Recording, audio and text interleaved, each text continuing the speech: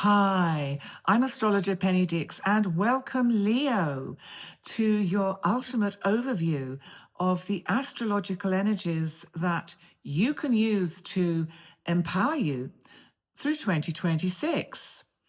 So, this is for Sun in Leo, or for rising sign, also known as the ascendant, and I use tropical Western astrology.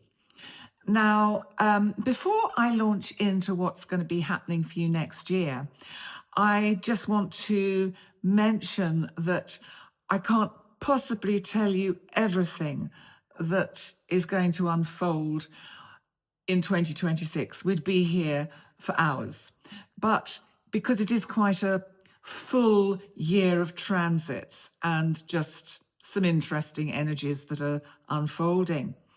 Now, I thought what I'm going to do is bring to you the headlines and bullet points, which I think will give you the heads up as to the best way to progress forward with the energies and the astrological transits as they present themselves. And before I start as well, I also want to say, remember that astrology is about choice. We can choose to work with the opportunities that the transits can present us with, or we can ignore them. And if we just want to go along through life and not really take much notice of what the cosmos is telling us in terms of its cosmic weather forecast, then sometimes what happens is we get tossed and turned and bruised and thrown about a bit because we are not in harmony and aligned with the, you could say, the superconscious energies of the planets as they try to incline us to find ways to make our lives more fruitful and fulfilling. But if you do need help with that, why don't you come and see me for a reading online? And if you go to my website, pennydix.com, and email me at penny@pennydix.com, and we can set up a time to look at your transits and the year ahead and your natal chart. Now, shall we get on with it? First of all, I just want to read you something that I've written, and then I will go through various bullet points of what's happening for Leo in 2026. Now, in 2026, Leo is going to experience a powerful year of personal reinvention and relationship realignment. Now, the eclipse cycle is going to move from Pisces to Aquarius, that's the North Node, and it's also going to move with the South Node from Virgo to Leo. Remember, they go the opposite way to the direction of the zodiac wheel. So with the shift into your sign with the South Node, remember this is your karma, what you bring with you from this life, and also what you bring with you maybe from past lives. This is going to be affecting your identity, how we see you. And I think also you might find that key partnerships undergo quite profound turning points. We can get endings and new beginnings with relationships and business relationships. But I think you're going to have a stronger sense of who you are. And Jupiter, our planet of luck, opportunity, and expansion, which has been in Cancer for the last year, stays in Cancer in your 12th house, where it's been highlighting how you're developing on an inner level. And it stays there for the first half of the year before it enters your sign mid-year. Now, when it goes into your sign, which is super exciting because when it sits on your ascendant mid-year, that just brings the most abundant opportunities for growth and change. So some nice energy there. And I'll also mention about the opposition that we're going to have in July from Jupiter in Leo to Aquarius in your 7th house, because that could be quite major in terms of what you can expect with what's happening in your relationships and your business relationships. The other thing is that Uranus, our planet of the unexpected, of change, of rebellion, freedom of speech, waking up, which has been in your 10th house, Taurus. Now, at the moment, it's still there as I record this. And it is there in Taurus at the anaretic degree, which means it's at that very powerful world point of Taurus. And it's in your career section, tidying things up and maybe giving you an opportunity to reflect and see what you still need to change before Uranus moves into your 11th house, Gemini, where it will energize your friendships, future goals, and it could literally propel you into a completely different environment and meeting different people. So Neptune and Saturn are going to be moving from your 8th house, Pisces, into your 9th house, Aries, which is your spiritual and long distance travel and educational and beliefs section of the chart. This is a big transit. It's exact. They're going to be conjunct Neptune and Saturn on the 20th of February, and I'm going to talk a little bit about that. But basically, Neptune in Aries for the next 14 years reshapes your beliefs and visions, whereas Saturn will be giving you security, structure, and it will remind you that everything is about timing. So overall, before I go in depth a little bit with some of these, 2026 is a pivotal year. It's a year of self-discovery, empowerment, and potentially a really bold new life direction for Leo. So with Jupiter entering Leo in the middle of the year, this is like you're launching a brand new 12-year cycle, because Jupiter takes 12 years to go round the zodiac. But now let's break this down a bit into some easier ways of looking at it, some little heads up and little astro witters from me.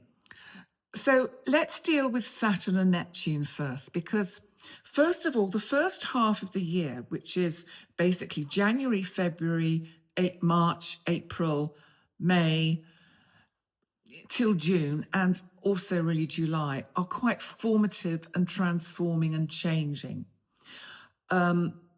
Partly because of the couple of eclipses that we'll have, and also because Saturn and Neptune are making this much talked about move into Aries and conjunction at what is known as the 0 world axis point of Aries. Now for you, of course, Saturn in Aries is about serious commitment to the worldview you have, your beliefs. It's about study and travel. It can see you if it's something that may come into your work. It could see you teaching. It's also about legal matters and contracts, the 9th house. Now, Neptune, when it comes into your 9th house, really brings quite a spiritual awakening, because the 9th house can be about spiritual awakening. And we've got this Aries energy of fire and cardinality, which is, there's a real waking up here, in spite of the fact that we don't think of Neptune and Saturn as waking us up in that sense. There is a spiritual awakening, and a dissolving of old beliefs brings new meaning into your life. Now, this exact conjunction and why it's so massive happens on the 20th of February. And that is going to be sandwiched between two significant eclipses. One is on the 17th of February, and I'll come back to the Saturn-Neptune conjunction in a minute. But the 17th of February, we see a new moon solar eclipse in Aquarius. Now, this, of course, is your 7th house of significant relationships. That could really bring you in something quite out of the ordinary and extraordinary in terms of meeting someone new. Just when you thought you knew your life direction, suddenly this comes up and stops you in your tracks. And even though it's not anywhere near Pluto, we've got to remember that Pluto, because it's at the solar eclipse is at 28 degrees, but Pluto will be at about 2 degrees, 1 or 2 degrees of Aquarius. And the presence, the energy of Pluto in Aquarius in your 7th house is, it's like you're in this massive washing machine, but it's just throwing you up and throwing all your relationships up for review, to transform them, bringing people into your life that you have never been interested in some way before, so that if you do meet a new soulmate, you could meet someone who is so different from anyone that you would ever have previously contemplated being your type. But the next eclipse is that is on the 3rd of March. So this is why this is important. You've got the 17th February annular new moon solar eclipse in Aquarius, 20th of February, Saturn-Neptune conjunct at the 0 world point, and then the 3rd of March, a total full moon lunar eclipse in Virgo, which is your 2nd house of finance. Right, let's just unpack this a bit, because first of all, the 20th of February, when you have this Saturn-Neptune conjunction, it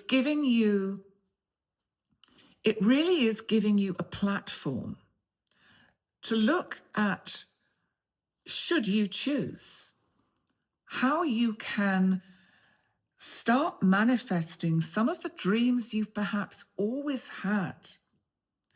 Maybe you want to move to a completely different area. You know, it's interesting because that theme is still, or is supported by Uranus leaving your 10th house, Taurus, and moving into Gemini, your 11th house, because that can bring you a whole new, unexpected community to connect with. So the Neptune-Saturn on the world point 0 degrees of Aries, the first sign of the zodiac, the first degree of the zodiac, which is why it's so important. I'm not saying you're going to notice anything happening exactly on that day. Some of you might, who knows? But just be aware on an inner level of the impact of all this cosmic energy, and think to yourself over the next couple of months, am I okay where I am? Do I want to stay here? Do I want to be somewhere different? Am I truly where I belong? Are the people around me, do they truly value me? Do I truly value myself?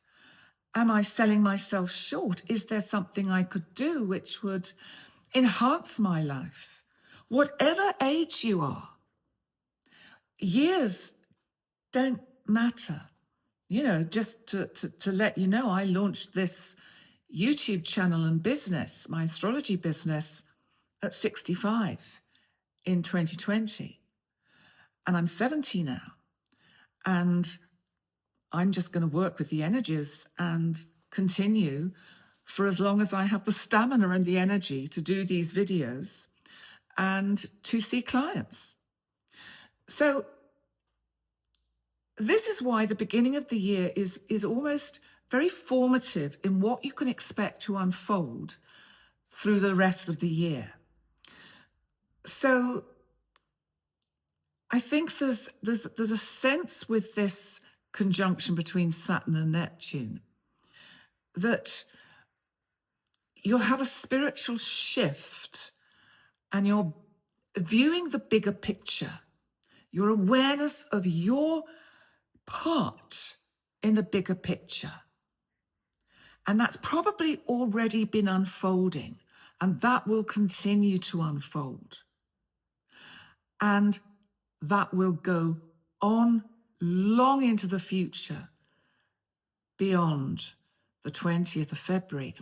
And I think what is going to happen is that when you reach the end of 2026, you'll be looking back and thinking, how did I get here?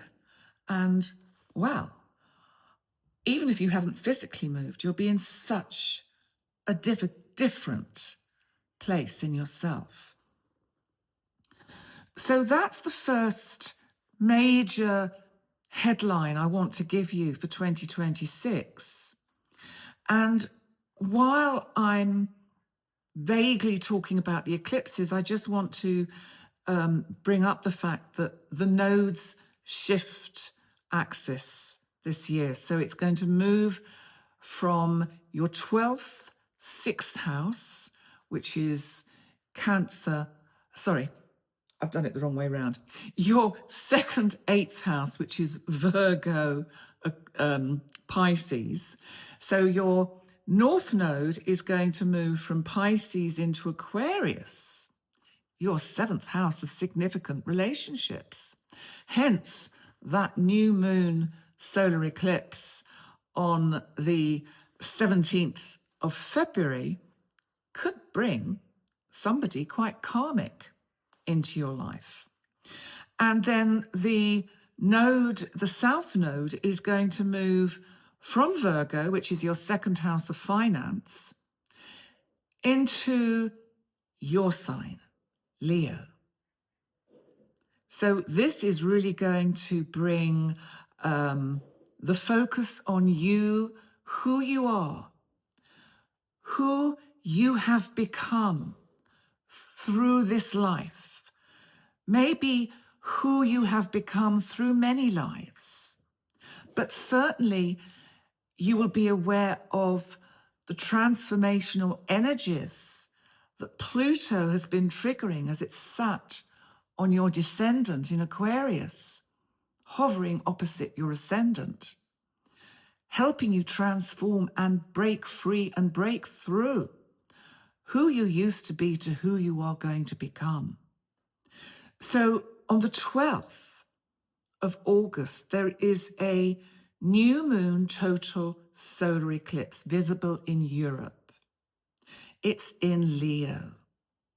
It's at 20 degrees, and I will obviously go into that in more depth nearer the time. But remember, it's almost as if there isn't a month when there isn't something quite important happening which can affect the whole progress of your life as it unfolds in 2026.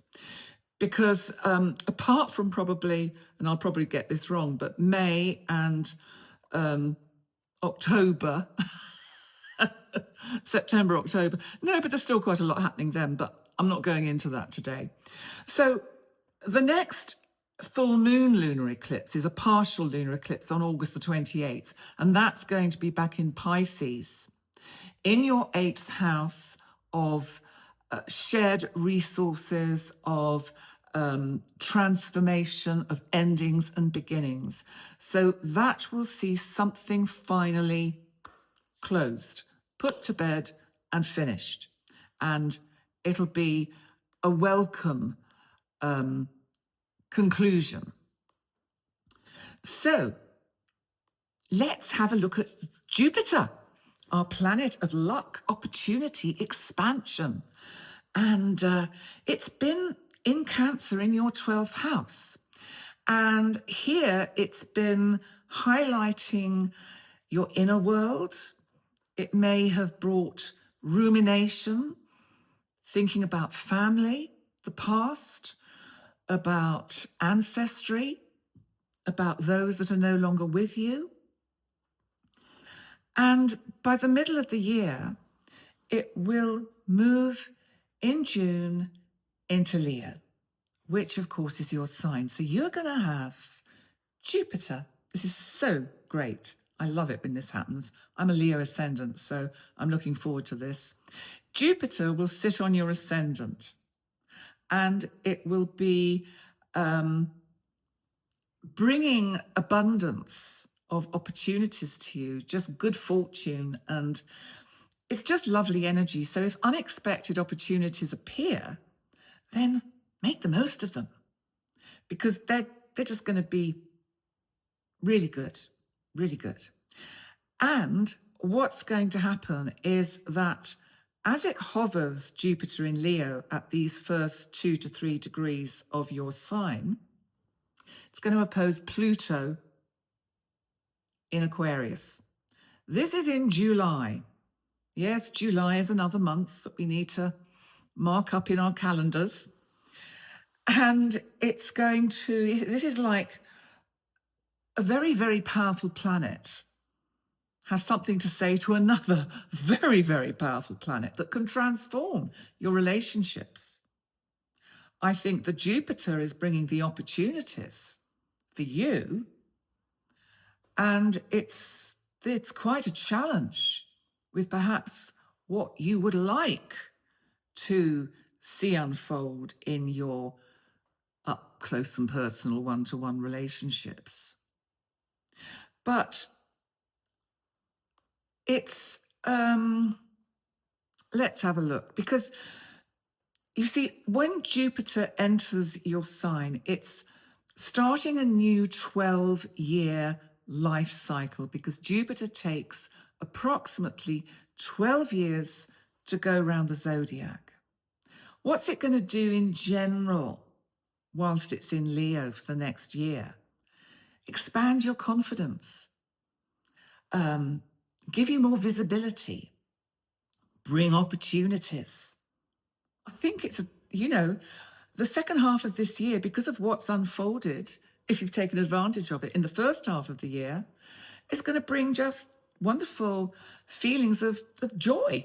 I think you'll feel quite happy. And you can really attain the success you desire, should you desire it, by taking risks and being courageous, because Jupiter, which is the great benefic, is supporting what you do. I think you will be feeling healthier, more optimistic, and you will be attractive and magnetizing to others. So it's as if you finally come out of the wings and launch yourself. That's what's coming to me. And as I'm thinking about this, I'm thinking that in July, there around the 20th, there is these other aspects that are going to be triggered, which is Uranus trine Pluto, and and Pluto will be sextiling Neptune. This is why it's impossible to get this all done in one video, because we would be here for several hours. But just know that there is an awful lot of wonderful opportunities this year that you can take advantage of. And, sometimes it's slow and steady wins the race. And if you've gone through a particularly challenging and difficult time, then here's a year that is saying, look, I'm going to give you Jupiter in your sign. And apart from the fact that can increase the waistline, so you might want to be mindful of that, it can really increase a lot of good things in your life. And wait till the following year when it moves into your second house, Virgo. Finance, ching ching. You can hear all the coins dropping in. So it's lovely energy. But just watch out mid-July, because that Jupiter opposite Pluto could see some sparks flying. It's just going to be the nature of the territory at that time. It's significant energy. While we're talking about Pluto, let's actually have a look at Pluto, because this is about dependency versus empowerment. If you're already in a long-term established relationship and you have been just sitting back and just slightly dependent maybe on, or the codependency can be going on, then Pluto's going to be nudging you and saying, doesn't wash anymore. You're going to have to change this. This has to change. So Pluto is really about power dynamics in relationships. And remember that tug, that energy to Jupiter. You could be having some tugs of war. And I haven't even touched on the inner planets. I'm not looking at the Mercury retrogrades, all in water signs this year. I'm not looking at Venus retrograde in October and November, because there's too much going on with the outer planets that hasn't happened for a very long time. You need to watch that you don't get obsessive in relationships, because it won't work. And if you are caught in any disturbing, or shall we say, not healthy or not growth-provoking psychological patterns, they'll be exposed. So, you know, anything of that nature will come up, and any superficial relationships won't survive this transit. I doubt it. If they do, they'll be limping along. And sometimes if we don't let go of something willingly, the cosmos will remove it. Now, I've dealt with Neptune, so I can move on to, yes, Chiron. Chiron has been in your 9th house of higher education, beliefs, long-distance travel, and which is Aries. And it's going to slip into Taurus, your house of work and finance. And your house of work and career and your soul path. And Chiron here is really quite interesting, because it's going to activate career healing. I think you get the validation perhaps that hasn't come that you deserve. And there's a sort of sense of healing the wounds that perhaps have touched you from others' envy of maybe your ability to take responsibility and get on with it. So healing the wounds around success and public identity. If you've been the victim of envy and jealousy, then Chiron's presence over the next few years, even if it's just you with you, understanding the bigger picture and understanding that all you do through your success is inadvertently hold a mirror up to others who aren't doing that. So anything in you that has been around, am I good enough? Am I the best at this? Am I, doing it right? That's just going to disappear.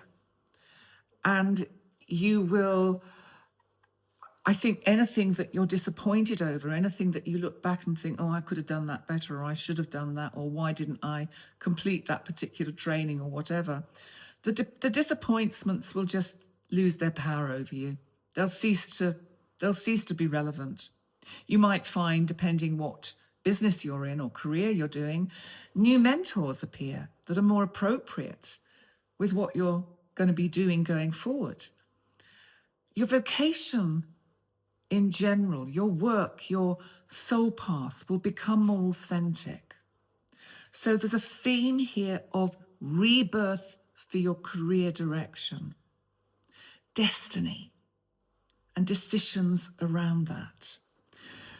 So next, we need to look at Uranus. No, before I get there, I just want to talk about Saturn and Neptune. And they are on and off going to be making sextiles from your 9th house to Pluto in your 7th house. Now, a sextile is a helpful energy. And I think in this instance, what will be happening with this is that Pluto is going to be really shaking up business relationships that you have and saying you might just have to be quite ruthless. If the people that you have surrounded yourself with regard to your career just don't get you, or don't get what you're doing, or don't get your brand, or aren't really on Team Leo, you'll get rid of them. You will toughen up, but in the nicest possible way. You will do it with charm, but it will be because the sextile's there, you will have the charm to not just cut people off, but say, it's time for me to move on. I've outgrown what we can do together.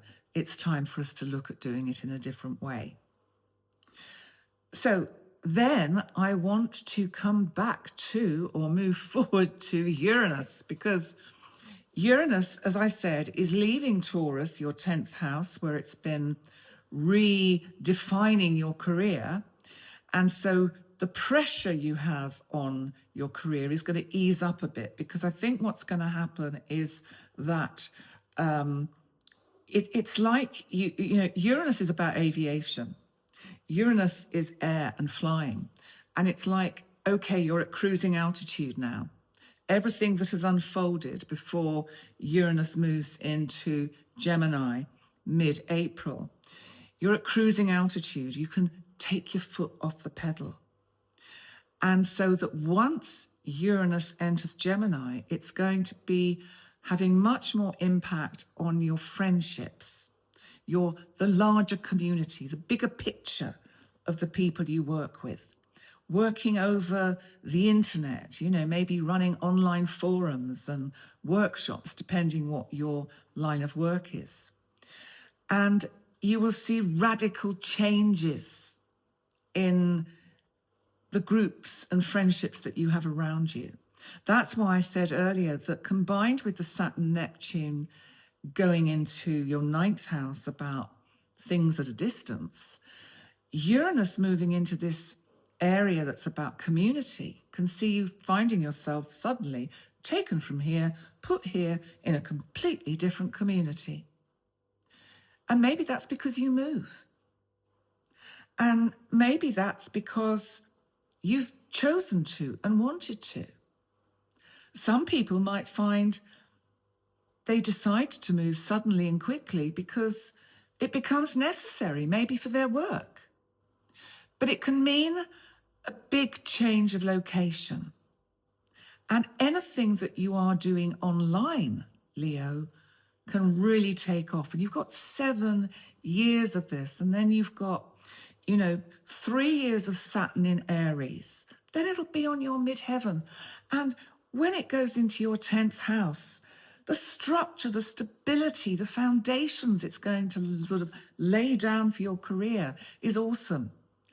You really have got some lovely opportunistic energies this year, Leo, if you choose to use them.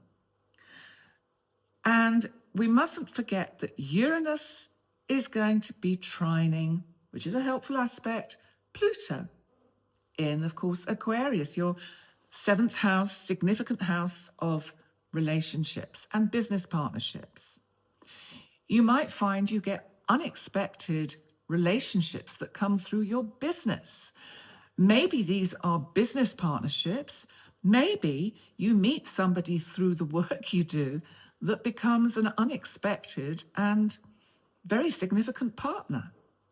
So that aspect is going to take place about 5-ish times throughout the year and beyond. I think it's 5 times altogether, but it's an ongoing trine.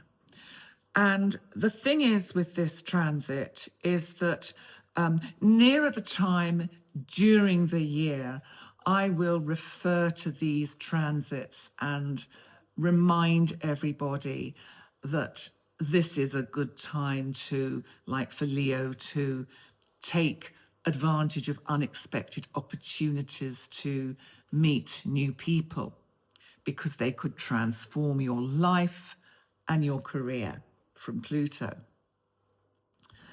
Okay, so let me see. Have I covered everything yet? Okay, so let me see. I've done Uranus, I've done the Saturn, Neptune, Chiron. This is just me going through it in my mind. I've done Jupiter. There is so much more going on, Leo, but as I say, I'm not going into the Mercury retrogrades. They are all in water signs this year. And there is one actually in February, which is quite interesting because we've got all that other energy going on as well. But I think, there's something here for you, Leo, about with Jupiter coming into your sign mid-year, rebirth, confidence, expansion. For your relationships, Pluto, you're going to get some soul level relationships that can be business and in your close personal relationships. And remember, Pluto's going to be in Aquarius for about another 18, nearly 19 years. On the downside, but it's probably for the best, marriages or significant relationships can end or begin. And with your career, Chiron in your 10th house of Taurus is going to help heal wounds around visibility and fears about your status. Or, maybe you've got imposter syndrome where you think, ooh, everyone thinks I'm an astrologer. Am I? I don't know. I sound like one, but am I? Who knows? And then if we think about the Uranus energy, it's total reinvention of community for you. You'll meet a new group of people and you'll have a new future vision. Your spirituality will be enhanced yet again by Neptune in Aries. It's gone through a bit of a makeover for the last 14 years in Pisces. But the next 14 years with Neptune in Aries in your 9th house, inspired faith, divine trust. You will trust the divine. You will have intuitive clarity. So if I wanted to sum it up, I would say 2026 is a destiny-altering rebirth year for Leo. It's marked by a couple of eclipses, one in Leo, one in Aquarius, that's going to take away outdated identity layers. This is relaunching you into a new personal era. Your relationships will be transformed through Pluto in Aquarius. And the first half of the year focuses on healing, closure, as Jupiter moves through Cancer. And then from mid to end June onwards, when it moves into your sign, it will begin this 12-year cycle of growth, bringing confidence, success, renewed vitality. Uranus in Gemini revolutionizes your friendships and future goals. Neptune in Aries reshapes your spiritual direction. And Chiron in Taurus begins that long healing for career and visibility wounds. By the end of 2026, Leo, you're no longer who you were. And that is exactly the point. So on that note, Leo, thank you so much if you've made it to the end of your forecast for getting here. I do hope you've got the general sense of what can happen in this pivotal year of 2026. And remember, if you would like to have a session with me to make sense of what's going on in your chart, then you can find me via my website at pennydix.com. You email me at penny@pennydix.com. And if you are new here, welcome. And I would be very honoured if you could subscribe, because by subscribing, it's not for the numbers, it's just that way you can get notifications of when I upload more material, which, if you like my content, you might like to see what I do throughout the rest of the year. And as always, like, subscribe, comment. The like helps with the algorithms, and I'd be super grateful if you could do that. Okay, on that note, have a wonderful year, Leo. And I tell you what, I'll see you again soon. Okay, bye for now. Bye.